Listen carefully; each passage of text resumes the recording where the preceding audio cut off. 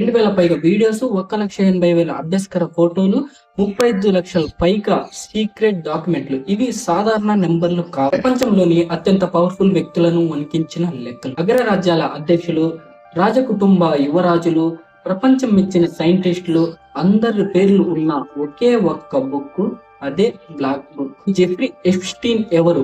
ఒక సాధారణ maths teacher global level ఇంత ఇన్ఫ్లుయెన్స్ ఎలా సంపాదించాడు? అమెరికాలోని అత్యంత హై సెక్యూరిటీ జైల్లో సీసీ కెమెరాలో ఆగిపోయిన ఆ రాత్రి ఏం జరిగింది? స్కిప్ చేయకుండా పూర్తి వీడియో చూడండి. జెఫ్రీ ఎప్స్టీన్ ఒక ముఖం మాత్రమే, కానీ దీని వెనుక ఉన్న అసలు master mind గిస్లెయిన్ Maxwell.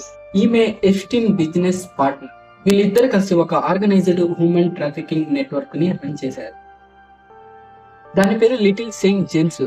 America virgin island లో ఒక చిన్న ప్రైవేట్ ద్వీపం, సుమారు 75 ఎకరాలు. ఎప్స్టీన్ 1998లో కొనుగోలు చేశాడు. అక్కడ లగ్జరీ విల్లాలు, స్విమ్మింగ్ పూల్స్, హెలిప్యాడ్స్, ప్రైవేట్ బీచ్లు ఉన్నాయి. అమాయకపు అమ్మాయిల్ని, మైనర్లని మోల్డింగ్ అని, కెరీర్ అని నమ్మించి వాళ్ళ ప్రైవేట్ ఐలాండ్ కి తప్పించుకునేవారు.